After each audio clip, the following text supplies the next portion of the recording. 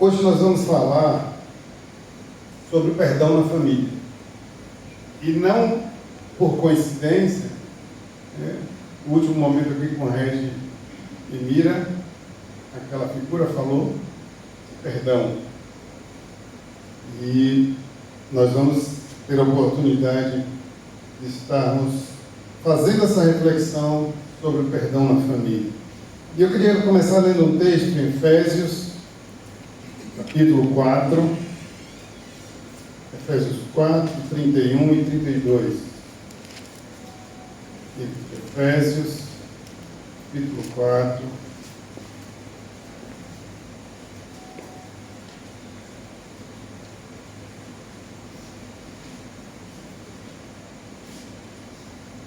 E 32.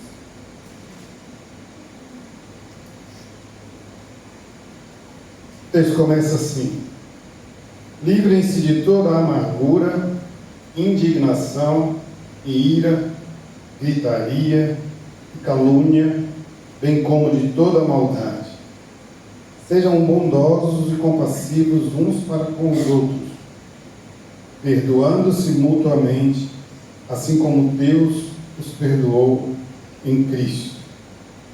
O texto vai começar: livrem-se de toda amargura.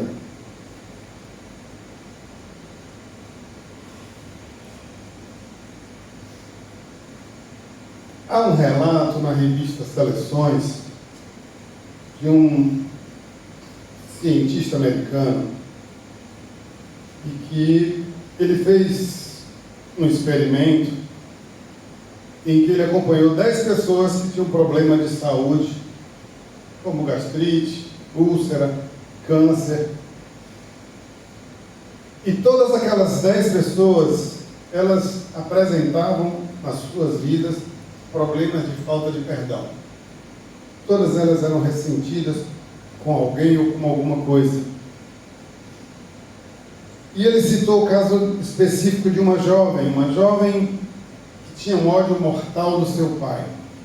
O seu pai havia abandonado a família quando aquela jovem tinha apenas 3 anos de idade. E por conta disso, ela e a mãe passaram muitas necessidades. Enfrentaram uma situação muito difícil. E por conta disso, ela nutria um ódio mortal do seu pai. E aquele cientista, durante aquele acompanhamento com ela, propôs àquela jovem uma experiência em que ele ia trazer o pai daquela jovem para que eles pudessem conversar. E assim ele fez. E quando eles se encontraram, o pai derramou em lágrimas e pediu perdão por tê-la abandonado. Ela chorou muito, mas ela liberou perdão para o seu pai. Aquela jovem tinha sido diagnosticada com um tumor maligno. E meses após aquela experiência de liberação de perdão com seu pai, quando ela refez os exames, o tumor simplesmente havia desaparecido.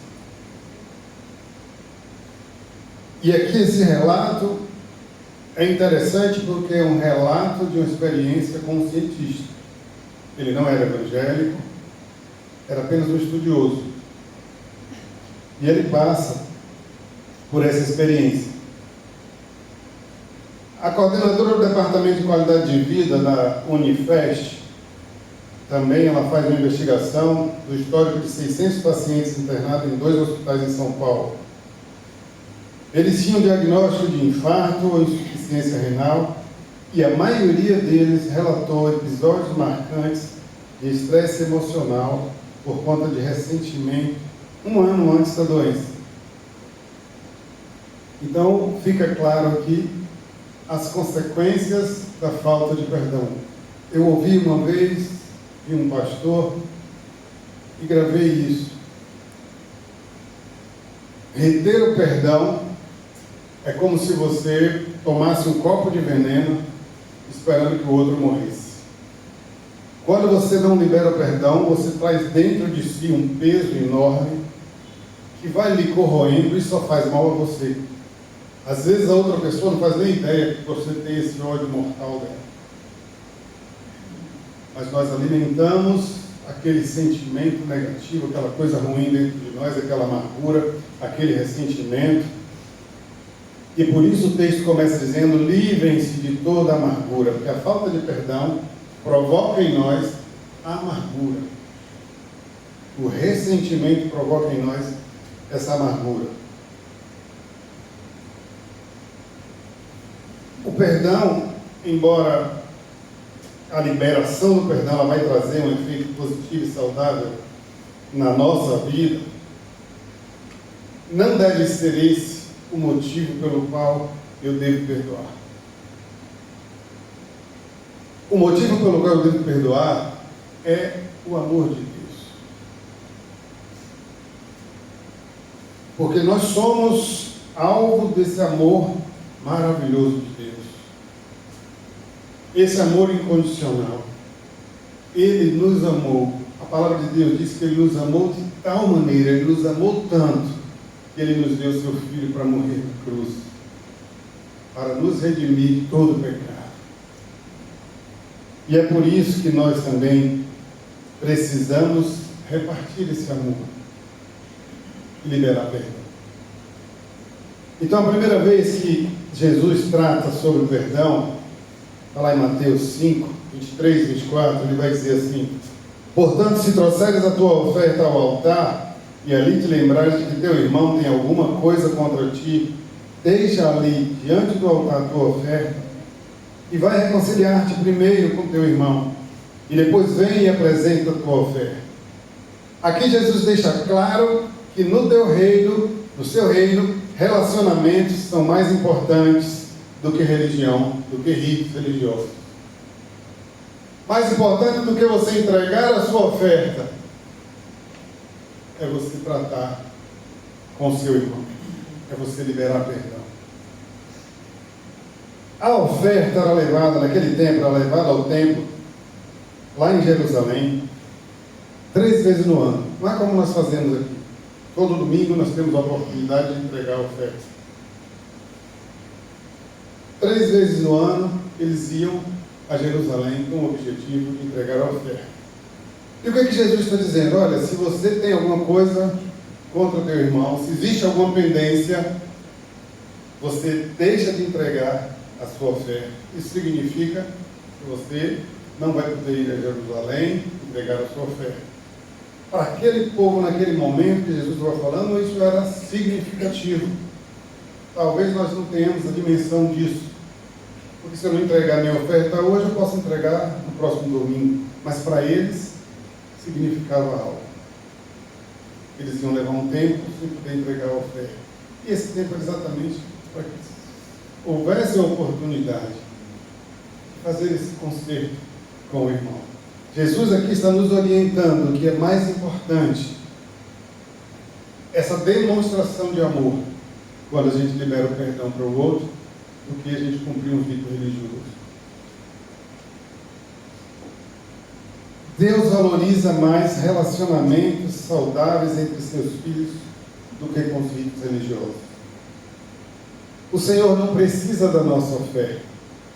Ele é o dono da prata do ouro. Assim diz a palavra de Deus. Pedir perdão faz parte do processo de restauração. A disposição de não errar mais. Pedir perdão precisa ser uma demonstração de que o Senhor já restaurou o meu ser e que eu sou nova criatura. Mas e por que nós somos novas criaturas? Nós convivemos na igreja. E por que nós temos tanta dificuldade em perdoar? Eu posso assegurar a vocês que aqui na nossa igreja tem irmãos que não falam com outros. Posso lhe assegurar disso. Que convivem, que às vezes frequentam a mesma classe de EBD. Mas se nós somos restaurados, se somos nova criatura, por que a dificuldade em exercer esse amor? Se nós somos alvo do amor de Deus, se nós recebemos o perdão de Deus, por que temos dificuldade em estender esse amor ao nosso próximo?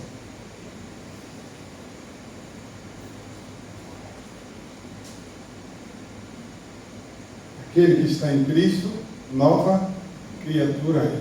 É assim que a palavra diz? As coisas velhas já passaram, eis que tudo se fez novo. O que é que está faltando? Se a obra de Deus na minha vida me restaurou, as coisas velhas ficaram para trás, tudo se fez novo, e por que eu continuo retendo perdão? Alguma coisa está errada. A segunda vez que Jesus vai falar de perdão foi na oração do Pai Nosso. Perdoa as nossas dívidas. Receber perdão é uma das maiores bênçãos que nós, pecadores, arrependidos, tivemos acesso. O Senhor nos perdoou. E a oração do Pai Nosso, ela vai dizer: perdoa as nossas dívidas.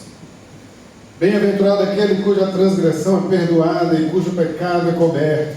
Bem-aventurado o homem que o Senhor não imputa a maldade, em cujo espírito não há engano. Salmo 32. Perdoa as nossas dívidas. Mas essa frase ela tem um complemento, não tem? A gente sabe qual é a condição do perdoa as nossas dívidas? Assim como nós perdoamos. Caramba, e às vezes eu paro para pensar, imagina se Deus atendesse essa nossa solicitação aí, de nos perdoar, assim como nós perdoamos. Imagina, se o perdão de Deus fosse dessa forma: à medida que eu perdoo, Ele vai me perdoar. Eu acho que nós estaríamos acabados, porque nós temos uma dificuldade tremenda de perdoar. Perdoa as nossas dívidas, assim como nós perdoamos os nossos devedores. Muita gente ignora essa segunda parte. Muita gente tem dificuldade com essa segunda parte, porque não tem essa capacidade de perdoar. E muitas vezes a pessoa diz: não, mas eu não sinto que eu devo perdoar. Eu sinto muito dizer isso para você, mas o perdão não é sentimento. Perdão é decisão. Você decide perdoar. E o Senhor vai honrar a sua decisão de perdoar. Então, perdão não é sentimento. Decida perdoar. Uma das principais evidências de uma conversão genuína é a prática do perdão. Porque nós recebemos o perdão do Senhor para a nossa condição de pecador.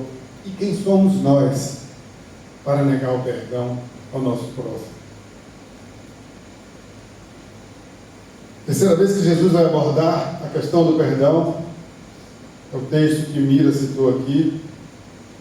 Se teu irmão pecar contra ti, vai, repreende-o. Mas se não te ouvir, leva ainda contigo um ou dois. Ainda não é o texto dela, né? Esse é um texto anterior. Aqui Jesus está orientando em como você deve fazer as pazes com o irmão, como você deve fazer esse conserto. Então, primeiro você vai, se ele te ouvir, você ganhou o seu irmão. Se ele não te ouvir, você vai de novo, leva um ou dois, para que pela boca de duas ou três testemunhas toda a palavra seja confirmada. E se não as escutar, dize-o à igreja. E se também não escutar a igreja, considera-o como um gentio publicano. Em verdade, vos digo que tudo que ligares na terra será ligado no céu, e tudo que desligares na terra será desligado no céu. Também vos digo que se dois ou três concordarem na terra acerca de qualquer coisa que pedirem, isto lhes será feito por meu Pai que está nos céus. Porque onde estiverem dois ou três reunidos em meu nome, aí eu estou no meio deles. Aqui, Jesus está tratando o perdão. Ele está esboçando quais são os passos da restauração por o pecado do irmão. E muitas vezes, quando o irmão comete o pecado, quando alguém cai em pecado, a postura nossa é a postura de julgamento, de cobrança, de apontar o dedo. Mas a palavra de Deus não ensina isso. Ou então é assim: vocês viram ali de Ibete o que estavam fazendo? Rapaz, que absurdo fazer aquilo. Mas não é isso que a palavra de Deus nos ensina. De dia e pé caíram, eu percebi, eu devo buscá-los. Se me ouvir, ganhei, meu irmão. Se não me ouvir, leva mais dois, vamos visitar, vamos buscar. Se não, leva à igreja. Se não ouvir a igreja, não pode mais continuar no convívio. Mas a nossa postura muitas vezes tem sido totalmente diferente disso. Deus não estabeleceu a mim e a você como julgador de ninguém. O Senhor não nos chamou para apontar dedo, porque esse papel é do diabo. Ele é o acusador. E quantas vezes nós temos levantado as nossas vozes para estar apontando dedos, para estar apontando falhas, para estar falando mal do irmão? Quem sou eu e quem é você para julgar o outro?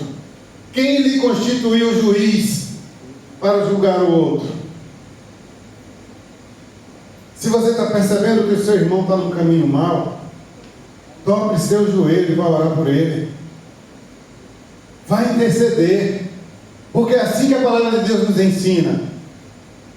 Nós não fomos chamados como acusadores, como julgadores, como juízes.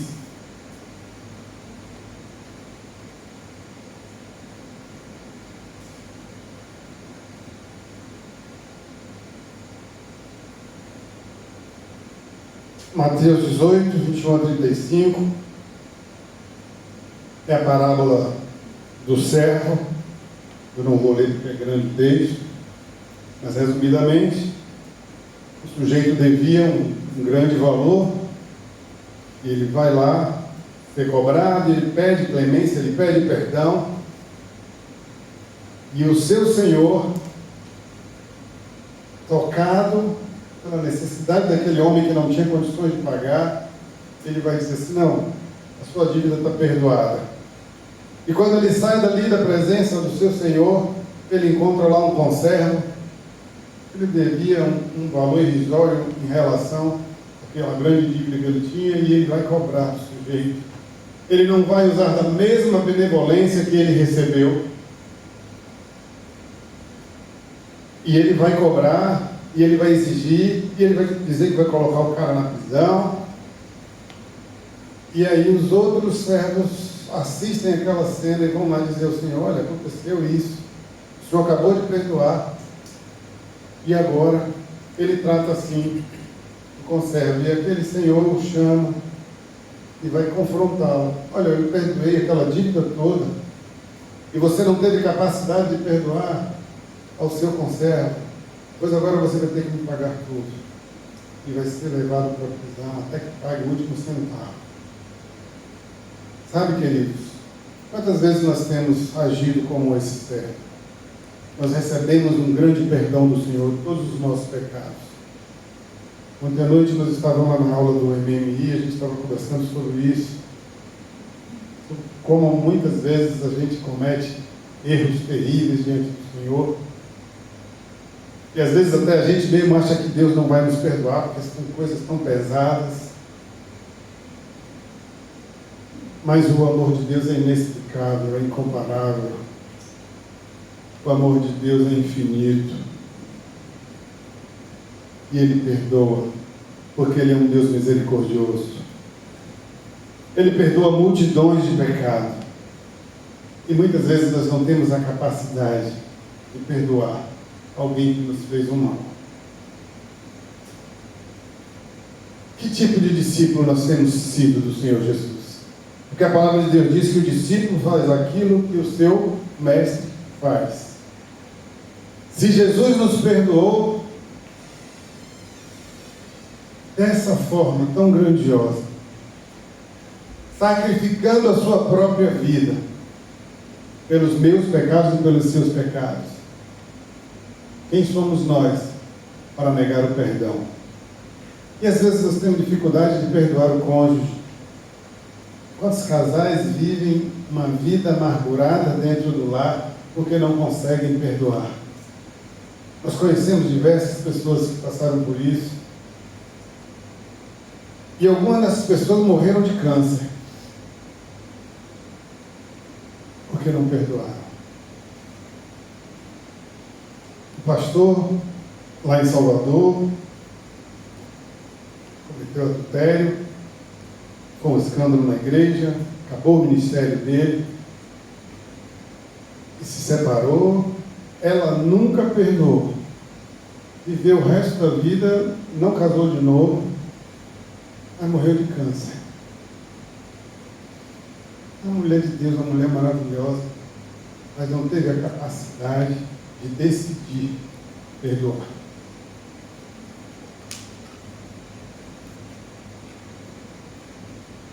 Quanto peso ela carregou durante toda a sua vida. O marido, o ex-marido, refez sua vida, casou de novo, voltou para o ministério, recebeu o perdão de Deus, se arrependeu do que tinha feito, mas ela não saiu do lugar. Ela permaneceu carregando aquela carga pesada que lhe impedia de dar um passo adiante.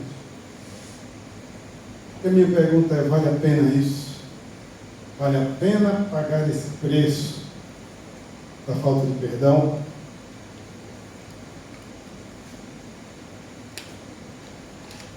E aqui Jesus abordando esse texto desse servo, logo depois que ele termina essa parábola, aí Pedro se aproxima dele e diz: Senhor, até quantas vezes pecará meu irmão contra mim e eu lhe perdoarei? Até 7? O padrão de perdão naquela época era de 3 vezes. Isso era ensinado pelos rabinos. Você pode perdoar seu irmão até 3 vezes. Esse era o padrão. E aí Pedro, se achando o cara, ele eleva o padrão. Até 7, Senhor. Aí Jesus vai dar um tapa com luva de peru. Não, até 7. Até 70 vezes 7. E a gente não precisa, Mira, fazer essa conta. Porque Jesus falou isso simbolicamente. O que Jesus está dizendo aqui é que você vai perdoar seu irmão todas as vezes que for necessário. Não há limite para o perdão. Porque é assim que Deus age comigo e com você. Não há limite para o perdão de Deus. Porque precisa prevalecer a lei do amor. Nós precisamos praticar esse mesmo amor que Deus pratica conosco. Eu preciso olhar para o meu irmão com o mesmo olhar de compreensão, de compaixão que Jesus olha para mim. Por isso não tem esse limite 70 vezes 7. E Núbia falando lá no testemunho, você olha, eu perdoei Cláudio lá quando ela estava no testemunho no curso de Casados para Sempre. Ela disse: olha, eu perdoei Cláudio da traição dele, no nosso 2º ano de casamento. E eu disse naquele dia lá, na hora que eu estava falando, eu disse que eu perdoava 70 vezes 7. Mas se ele me trair de novo, eu vou contratar um cara bem fortão para dar uma surra. Sabe, queridos? O perdão, ele não pode ser limitado. Eu vou perdoar todas as vezes que eu for machucado, porque eu preciso exercer esse amor maravilhoso de Deus. Esse amor que eu recebo, ele não pode morrer em mim. Eu tenho que compartilhar desse amor. Eu tenho que compartilhar dessa graça. Por isso eu tenho que liberar perdão. Por isso eu não posso viver amargurado. Porque não é isso que o Senhor quer de mim. Jesus surpreendeu quando ele levou esse padrão para 70 vezes 7. Porque o objetivo dele aqui era dizer da seriedade da necessidade de liberar perdão. A falta de perdão ela não vai trazer somente a doença física, mas doenças emocionais. Sobretudo, a pior doença é a doença espiritual. Vai lhe afastar da comunhão, da sintonia com o Senhor. Não vale a pena carregar esse peso dentro de você. É preciso exercitar a liberação do perdão. Não somos nós que liberamos o perdão, Deus é quem libera o perdão.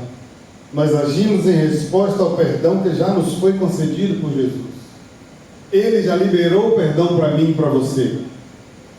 E por conta disso, eu preciso liberar o perdão ao outro. Quantas vezes o nome já precisou me perdoar? Poucas, eu não apronto muito com ela. A gente até briga, né? Não existe casamento perfeito. A gente briga às vezes, mas quem briga é ela. Eu fico na minha, é ela que gosta de brigar. Sempre. Mas ela também sempre pede perdão, ela sempre vem buscar a reconciliação. Mas isso é brincadeira, gente. Você fala besteira. Nós, pronto, já brigou. Quando que eu falei, ela comprovou o que eu disse. Não existe casamento perfeito, porque nós somos pessoas imperfeitas. E, logicamente, nós vamos vacilar, nós vamos entristecer, às vezes com alguma atitude, com alguma palavra. Nós vamos surpreender negativamente com alguma atitude. Mas nós precisamos estar preparados para exercer esse olhar de compaixão. Aquele olhar que Jesus está olhando para mim nesse momento e que está olhando para você. É dessa forma que nós precisamos olhar para o outro. Não é, Onofre? É preciso liberar perdão, meu irmão, essa coisa, viu? Libera o perdão.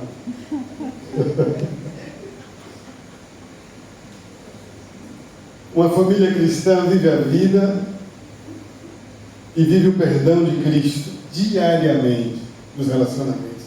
Nós precisamos exercer essa liberação de perdão diariamente. Muitas vezes poderá ser difícil, poderá ser dolorido, mas é a única esperança para que nós tenhamos famílias verdadeiramente cristãs. Para que nós possamos ser luz, para que nós possamos ser sal, nós precisamos exercitar a liberação de perdão. Sem o perdão, os ressentimentos e a ira ficam muitas vezes submersos. Às vezes a gente não trata as coisas, vai colocando debaixo do tapete, mas vai chegar uma hora que aquele tapete não vai ser suficiente, o lixo vem à tona. E aí o estrago é grande. A palavra de Deus nos orienta: não se ponha o sol sobre a vossa ira. Então a Bíblia está admitindo que eu e você nos iramos, porque nós somos seres humanos, nós estamos sujeitos a isso. Às vezes ela se ira comigo porque eu sou muito pirracento. Só um pouquinho, né, Onofre? E ela se estressa. E depois ela me perdoa pelas pirraças. Todo dia, sabe, há necessidade de perdoar. Às vezes é uma desavença com o filho, às vezes é com a esposa, às vezes é com o irmão, às vezes é com o irmão na igreja, às vezes você fica com raiva do seu pastor por uma determinada atitude. Mas a gente precisa lembrar que a gente também faz raiva aos outros.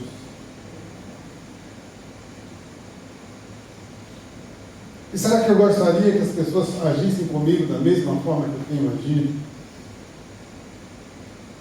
Minha mãe sempre me ensinava: olha, não faça aos outros aquilo que você não quer que seja feito a você.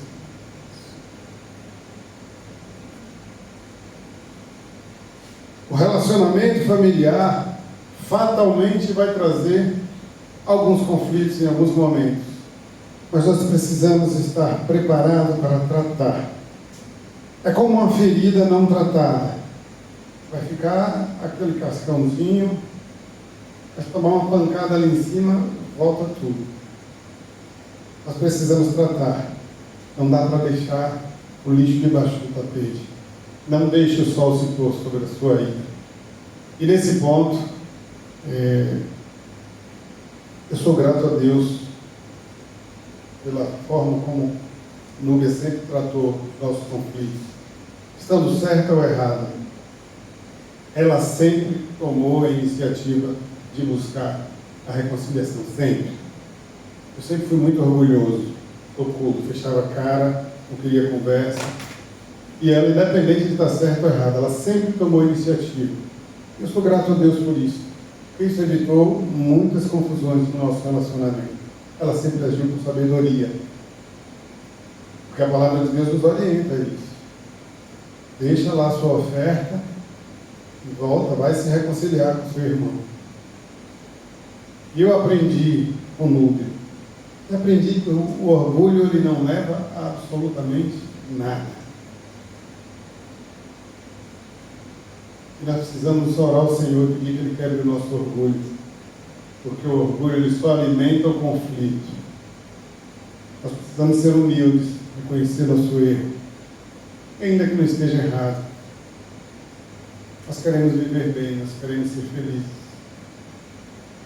Eu gosto de dizer assim, é melhor ser feliz do que ter razão. Às vezes vai ser necessário você abrir mão de ter razão para ser feliz. A palavra de Deus relata vários momentos em que, quando o conflito começava, Jesus Cristo simplesmente pegava as suas coisas, atravessava o mar e ia para outro lugar. Ele não perdia tempo com discussões idiotas. Nós não podemos perder tempo com conflitos bobos que a gente pode superar. Então, às vezes é melhor você abrir mão de ter razão e ser feliz. Tem muito para fazer. A seara é grande. Não vamos perder tempo alimentando conflitos, porque o Satanás ele vai colocar a sementezinha do conflito. Às vezes a semente vem por meio de um pensamento, por meio de uma palavra infeliz que a gente fala, e Satanás vai pegar aquilo ali, vai colocar a semente, mas ele não faz mais nada do que isso. Ele coloca a semente. Quem alimenta, quem rega somos nós. O que nós precisamos fazer é identificar as sementes das ervas daninhas, tocar fora. Não alimente para que ela cresça, porque se crescer ela vai fazer estrago. O inimigo vai tentar sempre colocar essas sementezinhas entre nós. A mágoa não tratada é como um iceberg escondido sobre as águas, como aquela que fez afundar o Titanic. Às vezes está lá longinho, mas por baixo tem um iceberg enorme de mágoas retidas e não tratadas. Não deixe os seus conflitos sem tratar. Peça perdão, perdoe. E queridos, uma vez perdoado alguma coisa, não traga de volta num novo conflito. Não vale a pena. Aquilo que já foi tratado, deixa para trás. As coisas velhas já passaram. Não traga de volta, porque isso só vai alimentar o conflito. Não jogue na cara. Queria reforçar que o perdão não é sentimento, perdão é decisão. Você vai decidir perdoar, Deus vai honrar a sua decisão, Ele vai lhe dar forças para você seguir na direção do perdão. Perdoar também não é esquecer. A gente não faz uma lavagem cerebral e simplesmente arranca da nossa mente. Mas perdoar é você lembrar daquilo sem lhe causar dor. Lembrar, você vai lembrar. Lúbia lembra o fatídico dia lá, nosso segundo ano de casamento. Hoje ela lembra e ela conta como testemunho. Mas isso não causa mais nenhuma dor, porque já foi tratado. O perdão já foi liberado. O Senhor já fez o conserto no coração dela e no meu. Não há lavagem cerebral. Mas é o agir de Deus em nosso coração que vai arrancar toda a dor que nos faz adoecer emocionalmente, fisicamente e espiritualmente. O perdão é terapêutico. O perdão traz cura, traz alívio. O perdão tira o peso e a amargura do coração. O perdão nos deixa apto a viver em comunhão, em sintonia com o Senhor. A falta de perdão pode levar à destruição da família. Nós sabemos que não existe família perfeita, uma família formada por pessoas imperfeitas que vão errar, que vão machucar, que vão ofender um ao outro. O texto base que nós lemos começa com a orientação para deixar longe de nós toda a amargura. Abra mão da amargura. Coloque ela longe da sua vida. A falta de perdão vai gerar amargura no seu coração. E o antídoto para a amargura é o perdão ensinado por Jesus Cristo. Nas diversas oportunidades que nós lemos aí, diversos textos, nós aprendemos que não há outra opção a não ser perdoar. Evite adoecer fisicamente, evite adoecer emocionalmente. Sobretudo, evite adoecer espiritualmente. Porque a palavra de Deus diz que o pecado faz separação entre o homem e Deus. Não queira estar separado do Senhor, porque você tem alimentado o seu orgulho, você tem alimentado a sua incapacidade de perdoar, porque você já recebeu o perdão de Deus. Não seja como aquele servo infiel, injusto, que vivia com 2 pesos e 2 medidas. Recebeu um perdão enorme e não foi capaz de perdoar algo pequeno. Nós recebemos um perdão maravilhoso do Senhor. E recebemos o perdão do Senhor porque, antes de qualquer coisa, Ele nos amou. E esse amor do Senhor é um amor infinito, incompreensível. Nós não temos capacidade de entender esse amor de Deus, porque nós não temos a capacidade de amar a ninguém como Deus nos ama. Mas nós precisamos exercer esse amor que nós recebemos para com as pessoas que convivem conosco. Que nós possamos alimentar os nossos relacionamentos familiares baseado nesse amor. Esse amor que Deus nos ensina a praticar, que leva ao perdão, que leva a renunciar à amargura na nossa vida, que nos leva a arrancar esse peso. Perdoar é mais importante que os ritos religiosos. Jesus ensinou isso lá no Sermão do Monte. Não deixe crescer no seu coração essa semente maldita, que só gera frutos maléficos, que vão causar muitos males, inclusive o câncer. Se você precisa perdoar alguém, não deixe isso para amanhã. Faça isso hoje, faça isso agora, obedeça ao Senhor. Experimente abandonar essa carga pesada e maldita, arranque a amargura do seu coração. Jesus disse que o jugo dele é suave, o fardo é leve. E ele levou todo o fardo pesado sobre ele. Nós não precisamos carregar. Nós precisamos caminhar leves, porque o Senhor nos deixou leve. Não traga de volta um peso que não é nosso. Você já foi perdoado. Experimente a leveza do Senhor. Libere perdão. E goze da alegria e da felicidade do Senhor na sua vida.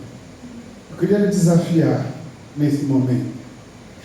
Se você tem dificuldade na área do perdão, se você tem alguma pendência nessa área do perdão, se você precisa perdoar alguém, ou se você precisa pedir perdão a alguém, coloque agora diante do Senhor, para que Ele toque no seu coração, para que o Espírito Santo de Deus lhe impulsione na direção do perdão. A palavra de Deus, ela é muito clara, ela nos ensina. E quando fala de perdão, fala no imperativo. Perdão não é uma opção. O Senhor mandou perdoar. E quando nós não perdoamos, nós estamos desobedecendo a Deus. E se estamos desobedecendo a Deus, nós estamos em pecado. Traga à memória nesse momento o perdão que você precisa liberar e o perdão que você precisa pedir. Coloque diante do Senhor. Enquanto eu oro, eu não vou pedir a ninguém para se manifestar, nem para ficar de pé. Deus está olhando agora para você, Ele conhece o seu coração. Esse momento é você e Deus. É o seu momento com o Senhor. Ele quer curar você da amargura. Ele quer deixar você leve. Ele quer arrancar de você esse peso maldito. Ele quer trazer cura para você esta noite. Eu não acredito em coincidência. Eu acredito que o Senhor tem essa palavra sobre perdão, porque você precisa ouvir. Exerça esse perdão na sua vida e na vida da pessoa a quem você precisa perdoar ou da pessoa a quem você precisa pedir perdão. Se você machucou alguém, se você disse alguma palavra que machucou, que feriu, se Se você julgou alguém e esse não é seu papel, esse é o momento de você colocar diante do Senhor. Peça perdão primeiro a Deus e peça que Ele te oriente para que toda raiz de amargura que estiver nascendo no seu coração, ela seja arrancada no nome de Jesus. No nome de Jesus. Pai, obrigado por esse momento, Senhor. Pai, obrigado porque o Senhor nos trouxe aqui esta noite, porque o Senhor tinha algo a falar aos nossos corações. Que nós possamos, ó Deus, esta noite, fazer uma reflexão sobre a nossa vida. Que o Teu Espírito Santo, nesse momento, esteja trazendo à tona, ó Deus, aquilo que tem pesado no nosso coração. Aquilo que tem sido uma carga, Senhor, que tem nos adoecido emocionalmente, fisicamente, espiritualmente. Que nessa noite haja libertação no nome de Jesus. Que nessa noite haja cura, Senhor. Que nós possamos sair daqui totalmente leves, porque o Senhor já levou essa carga sobre aquela cruz. Que nós possamos experimentar, ó Deus, o Teu perdão. Que nós possamos exercer esse amor maravilhoso que o Senhor nos ensina. Que nós possamos olhar para o próximo, ó Deus, com um olhar de misericórdia, de compaixão, porque o Senhor nos olha. Que nós possamos exercer isso. Que isso seja uma prática nas nossas vidas. A Tua palavra diz que aquele que conhece essas palavras e não as pratica é semelhante a um insensato, ó Deus. Que nós não sejamos, ó Pai, insensatos diante de Ti, ó Deus, mas que nós possamos colocar em prática a Tua palavra. Possamos, ó Deus, exercer o perdão, arrancar a amargura e viver uma vida feliz diante do Senhor. Nos abençoa nessa noite, nos guarda de todo mal, meu Deus. Pai, eu quero te pedir que abençoe cada família aqui representada, meu Pai. Guarda, Senhor. Sabemos, ó Deus, o quantas famílias têm sido atacadas pelo inimigo, ó Deus. Mas, ó Deus, família é projeto do Senhor. E nenhum ataque de Satanás vai conseguir destruí-las.